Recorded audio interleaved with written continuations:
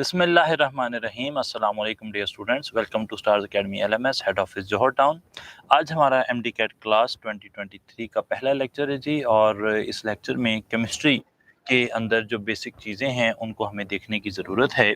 सबसे पहले ये कि एमडी कैट केमिस्ट्री जो उसका पेपर है उसके लिए टोटल 19 यूनिट्स रखे गए हैं और 19 यूनिट्स के अंदर आप स्टार्ट ले लेते हैं फंडामेंटल्स ऑफ केमिस्ट्री से, जिसमें मोल कॉन्सेप्ट है और उसमें हम एटॉमिक मास के बारे में, एम्पिरिकल मॉलिक्यूलर फार्मूला के बारे में बात करते हैं।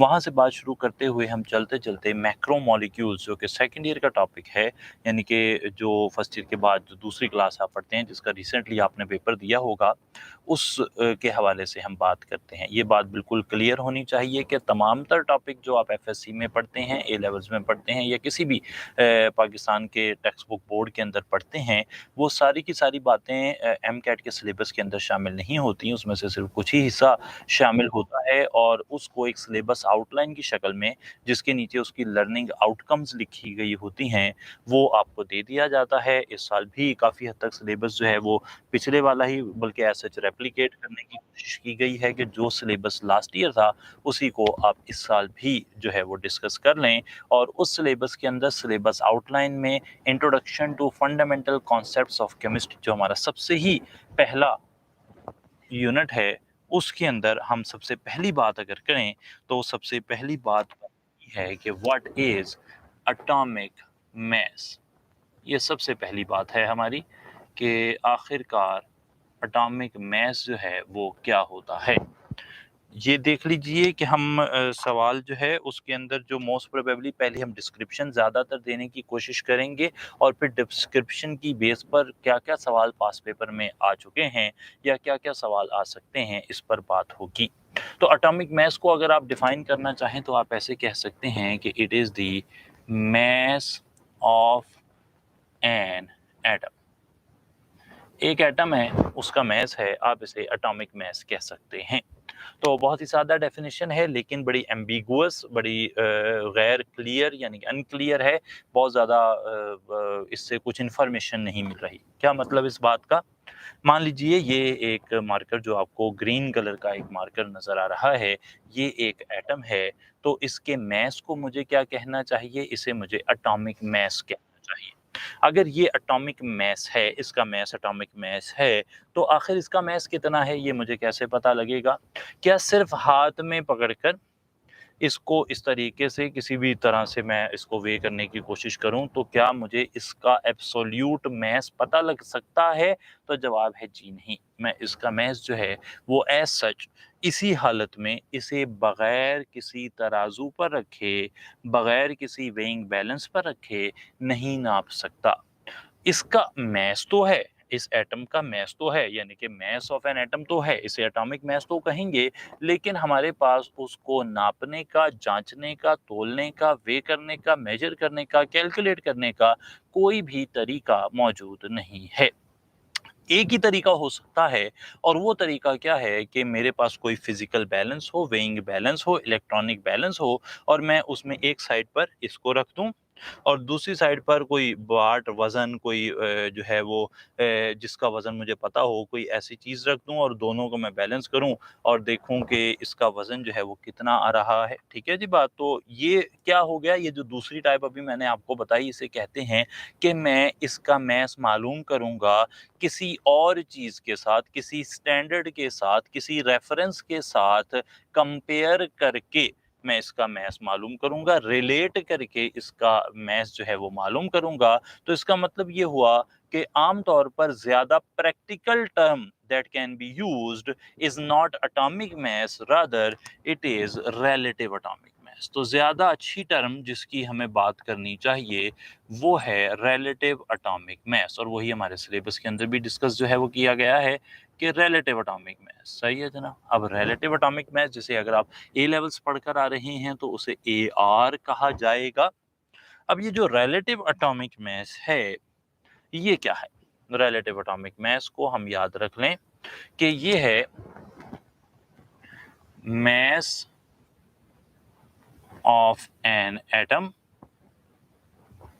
as compared to, in comparison to 1/12 of carbon 12। Carbon जिसका एटॉमिक मास 12 है, अगर आप उसके 12th पार्ट से 12वें हिस्से से आप कंपेयर करें इस एटम के मास को, तो फिर इसका जो मास आएगा उसे आप रिलेटिव एटॉमिक मास कहेंगे। इसको फर्दर समझ लें कि हमारे पास रिलेटिव एटॉमिक मास जो है इसका यूनिट होता है एटॉमिक मास यूनिट, और उसकी वैल्यू होती है 1.661 10⁻⁻24 ग्राम। ग्राम के अंदर ये वैल्यू है। याद रख लीजिए कि सबसे पहला टाइप ऑफ क्वेश्चन जो आज तक हमें यहाँ पर नजर आ सका है वो ये है कि रिलेटिव एटॉमिक मास की डेफिनेशन ही आपको आ जाए, डेफिनेशंस 4 बनी हो और उनमें से एक आ जाए। लाइक ऐसे भी हो सकता है, 4 ऑप्शंस होते हैं, अल्फा, बीटा, चार्ली और डेल्टा। आपको ऐसे ऑप्शन आ सकता है, which of the following best represents relative atomic mass, और ऑप्शन क्या दे दिया जाए, mass of an atom in comparison to carbon 12। ये 1/12 वाला जो हिस्सा है ये एग्जामिनर मिस कर दे तो फिर ये डेफिनेशन, ये ऑप्शन सही नहीं होगा। सही ऑप्शन कौन सा होगा, जिसमें लिखा हो mass of an atom in comparison to 1/12 of carbon 12। तो कार्बन 12 के 1/12 पार्ट से, जिसे 1 AMU कहते हैं, अगर आपने कंपेयर किया तो फिर जो बनेगा उसे आप रिलेटिव एटॉमिक मास कहेंगे। दूसरी टाइप के क्वेश्चन जो यहाँ से हमें नजर आ सकते हैं वो ये है कि, बल्कि आया भी है, पास पेपर में आया भी है सवाल, वही मैं बता दूं, which of the following is used as a standard in relative atomic mass calculation. तो फिर हमारा आंसर क्या हो जाएगा, 4 ऑप्शन आपको प्रेप बुक में मिल जाएंगे। मैं यहाँ पर बुक्स के हवाले से भी बात करता चलूँ, 2 तरह की बुक्स आपको केमिस्ट्री में मिली हैं, एक प्रेप बुक है, एक प्रैक्टिस बुक्स हैं। तो जो प्रेप बुक हैं उसके अंदर टॉपिक वाइज आपको पास पेपर के क्वेश्चंस मिलते हैं, और टॉपिकल क्वेश्चंस में क्योंकि सबसे पहला टॉपिक एटॉमिक मास है तो उसके क्वेश्चंस में ये क्वेश्चन जो अभी मैंने आपसे बात की वो मौजूद है, और वो क्या है कि which of the following is used as a standard for relative atomic mass calculation। 4 option हैं और उसमें लिखा हुआ है नियॉन का ऑप्शन, ऑक्सीजन का ऑप्शन, हाइड्रोजन का ऑप्शन और कार्बन का ऑप्शन। तो आप कहेंगे 1/12 of carbon 12 is used as a standard. सही है जी बात। तो 1/12 ऑफ कार्बन 12 जो है, जिसे AMU कहते हैं, AMU की वैल्यू पूछी जा सकती है, ये भी एक ऑप्शन है, और उसके मुख्तलिफ तरह की जो AMU की वैल्यूज हैं वो मैं आपके सामने रख रहा हूँ। ग्राम के अंदर मैंने बता दी, अब मैं बात कर रहा हूँ किलोग्राम के अंदर, -27 किलोग्राम में आ जाएगी। मिलीग्राम में भी आ सकती है, 661 10⁻⁻21 मिलीग्राम। आमतौर पर एक ही यूनिट के अंदर वैल्यू पूछी जाए ये कोई शर्त नहीं है, आपने याद रखना है कि डिफरेंट तरह से भी वैल्यू पूछी जा सकती है। फर्दर अब आप आगे चलते हैं। अभी तक हमने 2-3 टाइप के क्वेश्चन देखे। एक और टाइप ऑफ क्वेश्चन जो है वो ये हो सकती है कि आपको मास किसी एटम का पूछ लिया जाए, रिलेटिव एटॉमिक मास। मिसाल के तौर पर कुछ रिलेटिव एटॉमिक मास मैं आपको बता देता हूं, फिर एक क्वेश्चन की तरफ चल पड़ेंगे। रिलेटिव एटॉमिक मासेस में हम हाइड्रोजन का जब रिलेटिव एटॉमिक मास देखते हैं वो आता है 1 AMU। ऑक्सीजन का रिलेटिव एटॉमिक मास देखते हैं 16 AMU। नाइट्रोजन का रिलेटिव एटॉमिक मास देखते हैं 14 AMU। सोडियम का रिलेटिव एटॉमिक मास देखते हैं 23 AMU। और मैग्नीशियम का एटॉमिक मास देखते हैं 24 AMU। आप अगर पाकिस्तान की किसी बोर्ड से पढ़कर आए हैं तो आपको ये जो मैंने बोर्ड पर लिख दी है और इसके अलावा बहुत सारे और एटम्स के atomic message, relative atomic message याद होते हैं। लेकिन अगर आप OA और A लेवल्स कर कर आए हैं या किसी और बोर्ड में, पर्टिकुलरली कैनेडियन बोर्ड से कुछ स्टूडेंट हमारे होते हैं, तो कनाडा में जो पढ़ रहे हैं तो या अमेरिका में कुछ पढ़ रहे हैं, तो अगर आप उनमें से कोई हैं तो फिर आपको ये जो है ना वो याद करने की आदत नहीं होती, तो फिर आपको ये याद कर लेने चाहिए। आमतौर पर प्रैक्टिस ये है कि एग्जामिनर जो पेपर सेटर है उसे ये कहा जाता है कि हमारे पास पाकिस्तान और पाकिस्तान से बाहर हर तरह के लोग जो हैं वो पेपर दे सकते हैं। तो आपको जब क्वेश्चन आए तो आपने एटॉमिक मैसेज देने हैं, यानी कि जब आपने पेपर बनाना है तो आपने एटॉमिक मैसेज खुद से सवाल में मेंशन करने हैं। लेकिन हो सकता है कि वो मेंशन ना करे, तो उस वर्स्ट केस सिनेरियो के लिए आपने ये वाले एटॉमिक मैसेज जितना हो सके, जितने मैंने लिख दिए हैं, वक्तन फवक्तन 1-2 की बात और होती रहेगी, उनको याद लाजमी कर लेना है ताकि कोई भी परेशानी इस हवाले से आपको पेपर पेपर में ना हो, ये कहीं न कहीं जो है ना वो इस्तेमाल हो जाते हैं एटॉमिक मास कैलकुलेट करने के अंदर, मोलर मास कैलकुलेट करने के अंदर वगैरह-वगैरह। फिलहाल ये जो मैंने आपके सामने चीज़ें रख दी, इसकी बेस पर मैं आपसे पूछ रहा हूँ और एक क्वेश्चन जो है वो ये है कि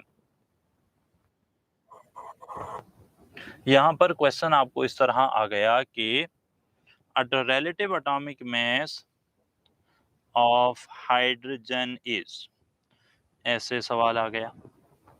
अल्फा ऑप्शन हमें दे दिया गया 1.008 ग्राम, बीटा ऑप्शन दे दिया गया 1.008 AMU, चार्ली ऑप्शन दे दिया गया 1.008 इंटू 1.661 10⁻⁻24 ग्राम, और डेल्टा ऑप्शन दे दिया गया कि both B and C are correct.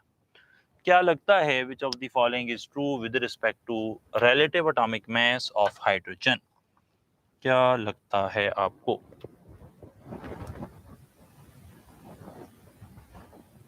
Mic on है जी इनके? कोई आंसर है भाई?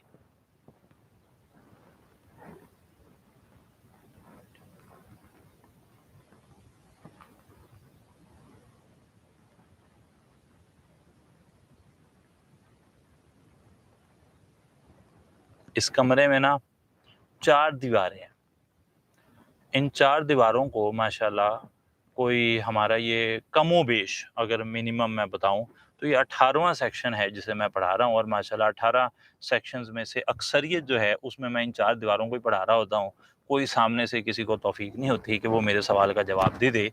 तो माशाल्लाह अच्छा हुआ, जानकर अच्छा लगा कि ये 18वीं क्लास जो है हमारी, वो भी उसी तरह के लोगों पर जो है वो मुश्तमिल है। उसमें भी कोई जो है वो बैठा नहीं है। चलें माशाल्लाह जी, ज़बरदस्त। आगे चल पड़ते हैं। तो यहाँ पर याद रख लीजिए कि relative atomic mass of hydrogen जो है, ये relative atomic mass of hydrogen है, इसलिए इसका यूनिट तो एएमयू होना चाहिए। तो 1 एएमयू नहीं होता, असल में इसका मास ना 1.008 एएमयू होता है। तो बीटा ऑप्शन तो अपनी जगह सही है, लेकिन बीटा ऑप्शन के साथ ये जो एएमयू होता है इसकी वैल्यू भी मैंने लिख कर रखी है, यहाँ पर देखिए 1.661 10⁻⁻24 ग्राम। तो एएमयू की जगह उसकी वैल्यू भी लगा दें तब भी बात सही है। एएमयू की जगह हमने उसकी वैल्यू लिख दी, तो चार्ली भी relative atomic mass of hydrogen ही है। इसका मतलब है कि जो डेल्टा ऑप्शन है वो है बिल्कुल जबरदस्त, यानी कि बीटा भी सही है और चार्ली भी सही है। अल्फा क्यों सही नहीं है? क्योंकि 1.008 ग्राम जो है ये जो आपका एटॉमिक मास है ना, रिलेटिव एटॉमिक मास, उसको आपने ग्राम्स में जाहिर किया है। अगर आप रिलेटिव एटॉमिक मास का यूनिट एएमयू की जगह ग्राम कर दें तो फिर उसे कहते हैं रिलेटिव एटॉमिक मास नहीं कहते, बल्कि उसे मोलर मास जो है वो कहते हैं। तो अल्फा ऑप्शन जो है वो बेसिकली मोलर मास है, जबकि जो बाकी हैं वो सब क्या हैं? रिलेटिव एटॉमिक मासेस हैं। इसलिए हमने पीछे डेल्टा टिक किया। और अगर यही सवाल आपको इस तरह आ जाता कि विच of the following is the molar mass of hydrogen, तो फिर आपको अल्फा ऑप्शन टिक करना चाहिए था। ये तो बात हो गई जी एटॉमिक। जी, जी, कुछ कहना चाह रही हैं?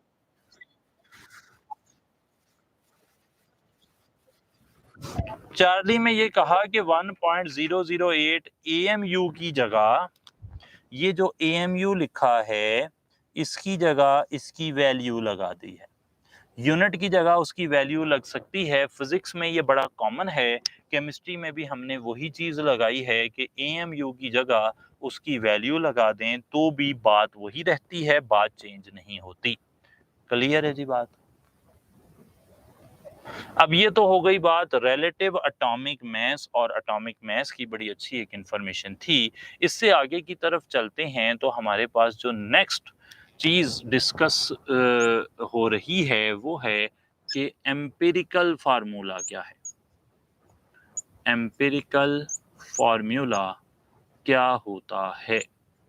फिर हम यहाँ पर काफ़ी प्रैक्टिस करेंगे एम्पिरिकल फार्मूला को समझने के लिए कि कौन-कौन सी चीज़ें जो हैं वो एम्पिरिकल फार्मूला में आती हैं। एम्पिरिकल फार्मूला याद रख लीजिए कि ये एक ऐसा फार्मूला है which shows the simplest ratio of atoms.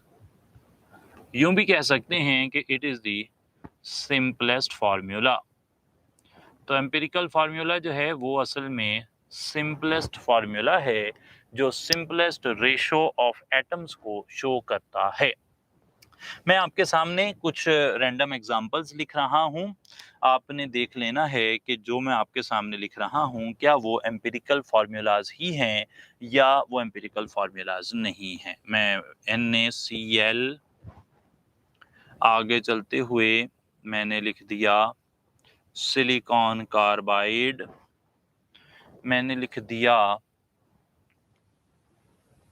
Aluminium nitride, calcium oxide, carbon dioxide, glucose, benzene,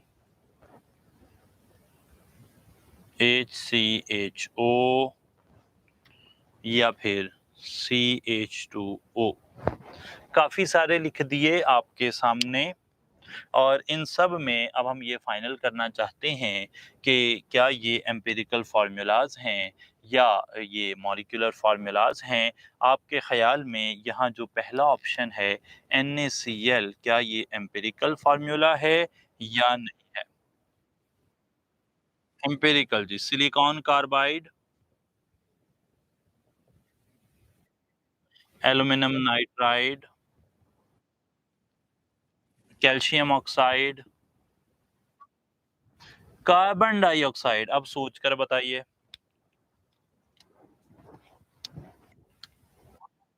ये एम्पिरिकल है, मॉलिक्यूलर नहीं है।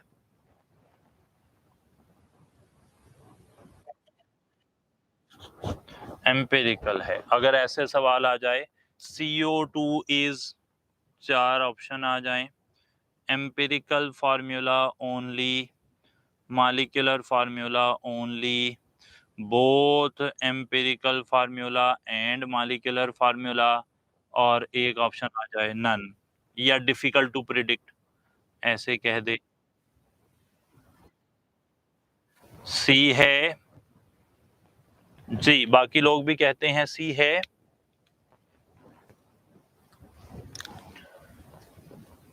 बाकी लोग नहीं कहते। चलें इस पर बाद में आते हैं, इस पर मैं बता देता हूँ। ये जो नीचे ग्लूकोज का लिखा है मॉलिक्यूलर फार्मूला है, काट दिया मैंने। बेंजीन मॉलिक्यूलर है जी। फॉर्मेल्डिहाइड एम्पिरिकल नहीं है, मॉलिक्यूलर है। सही हो गया। और ये नीचे वाला एम्पिरिकल है। ठीक हो गया जी। तो दो प्रॉब्लम आती हैं, वो आपको भी आ रही हैं और उसका मैं आंसर बता देता हूँ कि आप ऐसी चीजें जो कि बिल्कुल क्रिस्टल क्लियर हैं कि वो एम्पिरिकल फार्मूला है, वो ऑलरेडी सिंपलेस्ट रेशो हैं, उनमें आपको कोई डाउट नहीं होता, अच्छी बात है। लेकिन जब कभी ऐसी चीज आ जाती है या ऐसी चीज आ जाती है तो कई दफा एक कंफ्यूजन होती है कि ये एम्पिरिकल फार्मूला है या मॉलिक्यूलर फार्मूला है। मैं रूल बना दूं आपके लिए आसानी के लिए कि भाई हमेशा हमेशा जितने भी दुनिया में आयोनिक कंपाउंड्स हैं उनका दुनिया में सिर्फ और सिर्फ एम्पिरिकल फार्मूला होता है, उनका कोई भी मॉलिक्यूलर फार्मूला नहीं हो सकता। हमारी पहली एग्जाम्पल थी NaCl, ये एक आयोनिक कंपाउंड है, इसलिए इसका सिर्फ एम्पिरिकल फार्मूला हो सकता है, मॉलिक्यूलर फार्मूला नहीं हो सकता। हमारी नेक्स्ट एग्जांपल थी कैल्शियम ऑक्साइड, ये भी एक आयोनिक कंपाउंड है, इसलिए इसका भी सिर्फ एम्पिरिकल फार्मूला हो सकता है, मॉलिक्यूलर फार्मूला नहीं हो सकता। तो ये मैंने एक रूल बता दिया कि अगर कोई आयोनिक कंपाउंड होगा उसका सिर्फ एम्पिरिकल फार्मूला होगा, इसके अलावा कोई और ऑप्शन नहीं है। दूसरी बात जो हमने यहाँ याद रखी वो ये याद रखी कि अगर आपके पास कोई कोवेलेंट सॉलिड है, covalent solid, first year fourth chapter के अंदर आपने मिसालें पढ़ी हुई हैं कोवेलेंट सॉलिड की। दो बड़ी टाइप्स होती हैं जिनकी, एक होते हैं जाइंट कोवेलेंट सॉलिड्स, एक होते हैं लेयर्ड स्ट्रक्चर्स।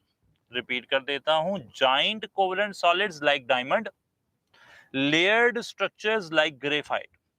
तो अगर कोई चीज कोवलेंट सॉलिड होगी तो उसके भी सिर्फ और सिर्फ एम्पिरिकल फार्मूला होंगे। लाइक सिलिकॉन कार्बाइड एक कोवलेंट सॉलिड है, इसका सिर्फ एम्पिरिकल फार्मूला होगा। एल्यूमिनियम नाइट्राइड एक कोवलेंट सॉलिड है, इसका सिर्फ और सिर्फ एम्पिरिकल फार्मूला होगा। तो अगर कोई आयोनिक कंपाउंड है, आयोनिक कंपाउंड पहचानना मुश्किल नहीं होता, आपने पढ़ा हुआ है और हम आगे पढ़ेंगे भी कि ग्रुप 1A और 7A वाले आयोनिक बॉन्ड बनाते हैं, ग्रुप 2A 6A वाले भी आयनिक बॉन्ड बनाते हैं। तो ये 2A और 6A वाले हैं, ये 1A और 7A वाले हैं। तो पहले और दूसरे ग्रुप की मेटल्स सिक्स्थ और सेवंथ ग्रुप की नॉन मेटल्स के साथ मिलकर आयनिक बॉन्ड बनाती हैं। तो आयनिक कंपाउंड आप आमतौर पर पहचान लेते हैं। कोवलेंट सॉलिड आपने टॉपिक से देख लेने हैं कौन कौन से हैं, वैसे मैंने उनमें से ही 2 मिसालें लिखी हैं। इसके अलावा तीसरे टाइप के जो कंपाउंड हैं वो होते हैं आम मॉलिक्यूल्स, कोवलेंट मॉलिक्यूल्स। जो कोवलेंट मॉलिक्यूल्स होते हैं उनकी काफी सारी मिसालें मैं अभी लिख दूंगा। जो कोवलेंट मॉलिक्यूल्स होते हैं उनका मॉलिक्यूलर फार्मूला भी होता है और उनका एम्पिरिकल फार्मूला भी होता है। कोवलेंट मॉलिक्यूल्स की मिसाल कौन सी दे दी मैंने? कार्बन डाइऑक्साइड, ये एक कोवलेंट मॉलिक्यूल है।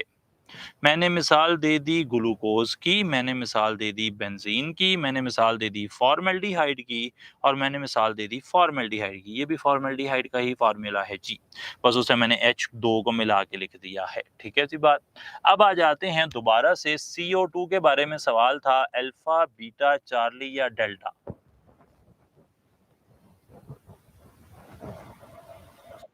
चार्ली हो गया। चार्ली क्यों हो गया? क्योंकि CO2 अब हमें पता लग चुका है कि ये एक कोवलेंट मॉलिक्यूल है। सॉरी,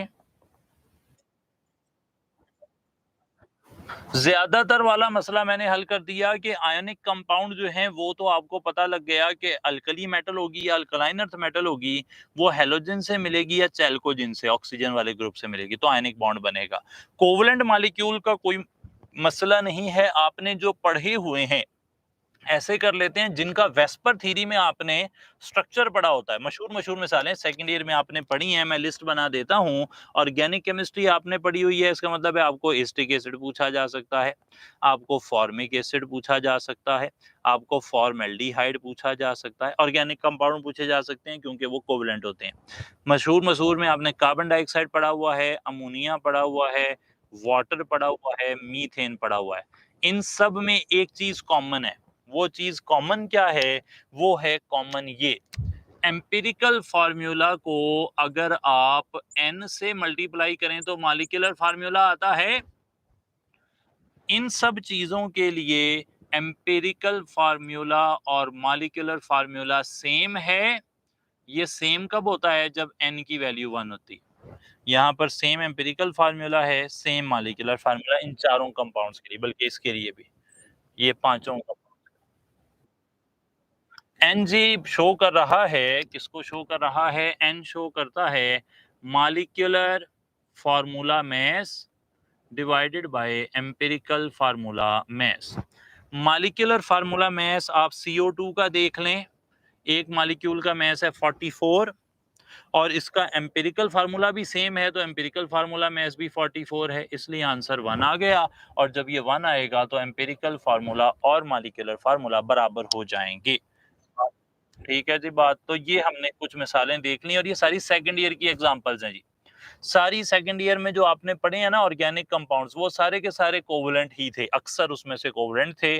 तो उनमें से कोई भी एग्जांपल देगा तो आपने, क्योंकि वो सेकंड ईयर में पढ़ी हुई है, तो वो यहाँ पूछी जा सकती है। जैसे मैंने CO2 को पूछा और आपने आंसर बता दिया कि CO2 both empirical and molecular formula है। फॉर्मेल्डिहाइड के बारे में भी यही सही होगा फिर? बिल्कुल ऐसा ही है। अब ये CH2O देखिए, वो कहता है यहां पर कॉम्प्रीहेंशन बेस्ड क्वेश्चन एक सामने रख रहा हूं आपके।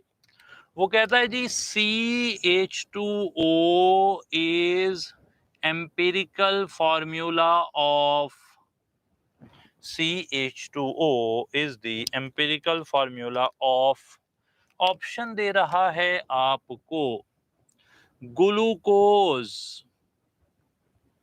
ऑप्शन दे रहा है एसेटिक एसिड, ऑप्शन दे रहा है फॉर्म एल्डिहाइड, ऑप्शन दे रहा है ऑल ऑफ दीज।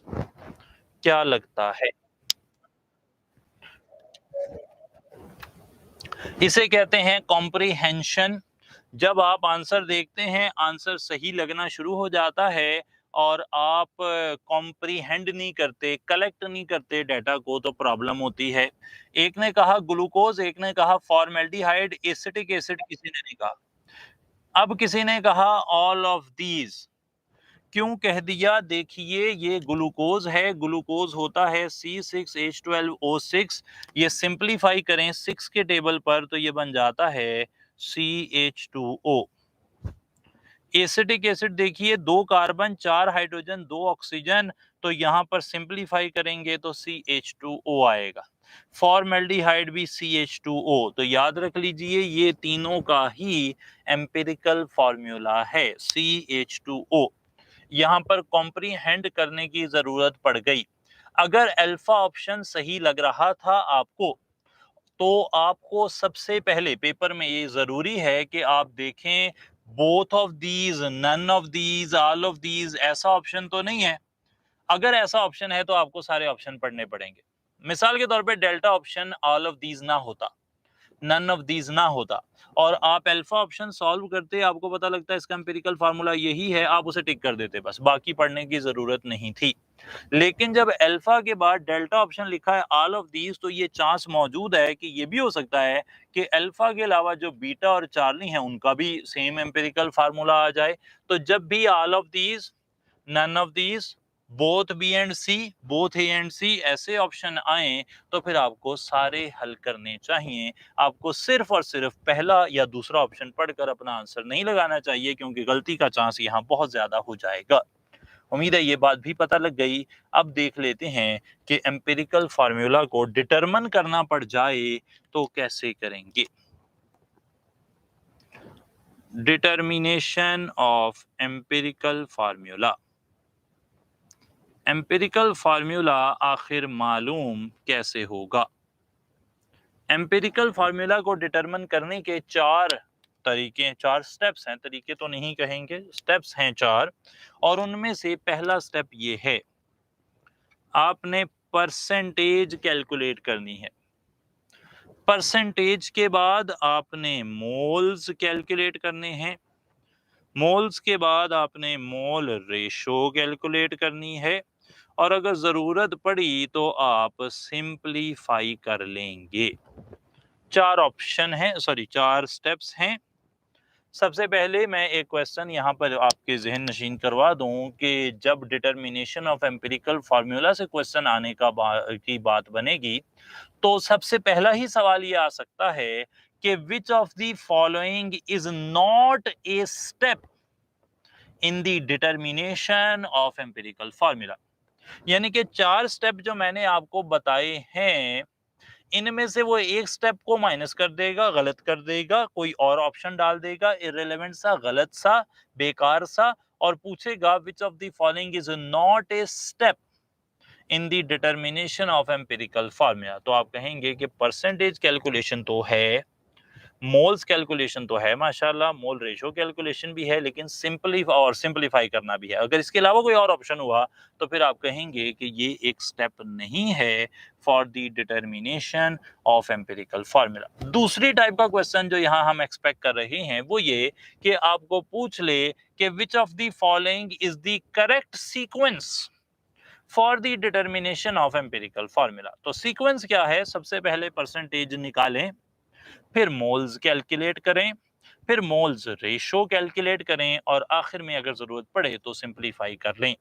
अब यहाँ पर अल्टरनेट ऑप्शंस क्या हो सकते हैं? वो कहता है जी मोल्स कैलकुलेट करें फिर परसेंटेज निकालें, गलत हो जाएगा। मोल रेशो निकालें फिर परसेंटेज कैलकुलेट करें, गलत हो जाएगा। सिंपलीफाई करें फिर मोल्स निकालें, गलत हो जाएगा। तो गलत ऑप्शन तो कितने भी बन सकते हैं, सही ऑप्शन फिलहाल मैंने बता दिया अल्लाह के हुक्म से माशाल्लाह कि एक ही है कि परसेंटेज निकालें, मोल्स निकालें, मोल रेशो निकालें और अगर ज़रूरत पड़े तो सिंप्लीफाई कर लें। अब आ जाते हैं कि इस सवाल का एक जो हमने डाटा दिया है इसको एक एग्जाम्पल के तहत सॉल्व करें। सवाल आ गया पेपर में, a compound has 75% carbon and 25% hydrogen. What is the empirical formula of this compound? Option दे दिया एग्जामिनर ने और एग्जामिनर ने कहा कि अल्फा ऑप्शन है CH2, बीटा ऑप्शन है CH3, चार्ली ऑप्शन है CH4, डेल्टा ऑप्शन है C2H6। ऐसे दे दिया तो क्या करना पड़ेगा? पहला स्टेप एम्पिरिकल फार्मूला निकालने का, परसेंटेज निकालें। आमतौर पर जैसे ये सवाल है परसेंटेज हमें दी गई होती है तो परसेंटेज तो हमारे पास है। अब सेकंड स्टेप है मोल्स निकालें। मोल्स निकालने का तरीका देख लीजिए। मोल्स निकालने के लिए परसेंटेज को एटॉमिक मास से डिवाइड किया जाता है। परसेंटेज को एटॉमिक मास से डिवाइड किया जाता है। अब आपको कार्बन की परसेंटेज और हाइड्रोजन की परसेंटेज दी गई है। ये मैंने कार्बन लिख लिया, ये मैंने हाइड्रोजन लिख लिया। Carbon 75, hydrogen 25। कार्बन का एटॉमिक मास है क्या? 12। हाइड्रोजन का क्या? 1। कैलकुलेटर अलाउड नहीं है पेपर में। कई दफ़ा लोग जो हैं वो शुरू में कैलकुलेटर का इस्तेमाल करना शुरू करते हैं, तो मैं शुरू से ही बता रहा हूँ कि कैलकुलेटर पेपर में अलाउड नहीं होता। आपने कैलकुलेशन जो भी करनी है वो इसी तरह करनी है कि आप इस तरह का एक वो बनाएंगे तरीका और 12 का टेबल पढ़ेंगे। 12 6 आर 72, 3 बच गया, पॉइंट लगाया 0, 12 2 आर 24, 6 बचा, 0 लगा दिया, 12 5 आर 60। नहीं चला, ये आ गया 6.25, ये आ गया 25। मोल्स निकल आए। होपफुली आपको भी बिल्कुल क्लियर है कि मोल्स मैंने कैसे निकाले हैं। अब अगला स्टेप है मोल रेशो निकालें। मोल रेशो का मतलब ये है कि जो भी मोल्स आए हैं उनमें से जिसके मोल सबसे कम है उससे सबको डिवाइड कर दें। 6.25, 6.25, ये आ गया 1, ये क्या आएगा 6 4 आर 24, तो 4 के करीब आंसर आएगा। ये नहीं करना कि आप इसको जो है वो पॉइंट थ्री थर्ड डेसिमल तक निकालना शुरू कर दें, कोई ज़रूरत नहीं। पेपर में 40 सेकंड मिलते हैं सवाल हल करने के लिए, तो आप अप्रॉक्सीमेट आंसर से आपका जवाब मिल जाएगा। करीब करीब भी कोई आंसर नहीं आ रहा होगा। और तो 6 4 आर 24, तो इसका मतलब है कि जनाब ये 4 के करीब रेशो आ रही है। कार्बन 1 है, हाइड्रोजन 4 हैं। आंसर क्या है हमारा? मीथेन हो गया। बिल्कुल सही कह दिया आपने कि यहाँ आंसर है मीथेन। चार्ली ऑप्शन हो गया। ठीक है जी बात। तो ये बिल्कुल आपने सही बात कर दी। अब यहाँ पर ऐसे भी हो सकता है कि आपको मीथेन के मल्टीपल में मतलब और रिलेटेड ऑप्शन कोई दिए हों, ये परसेंटेज चेंज करके कोई ऑप्शन दिए हों, तो जैसे जैसे परसेंटेज चेंज होगी आप उसी हिसाब से कैलकुलेशन करेंगे। तरीकाकार यही रहेगा। एम्पिरिकल फार्मूला के हवाले से हमने ये बात कर ली। नेक्स्ट टाइम मैं बता दूं कि हमने परसेंटेज खुद कैसे निकलती है और एम्पिरिकल फार्मूला निकालने का दूसरा तरीका जिसे कंबसन एनालिसिस कहते हैं वो कैसे काम करती है। इन दोनों पर हम इंशाल्लाह नेक्स्ट टाइम बात कर लेंगे। आज के हवाले से जो कुछ था वो यहीं तक था। कोई सवाल आपके जहन में हो तो पूछ लीजिए। जी जनाब। नहीं है तो बहुत अच्छी बात। चलें फिर इंशाल्लाह next time percentage calculation, combustion analysis, molecular formula और फिर मोल, इन सब बातों को देखेंगे। बहुत शुक्रिया जी। अस्सलाम वालेकुम।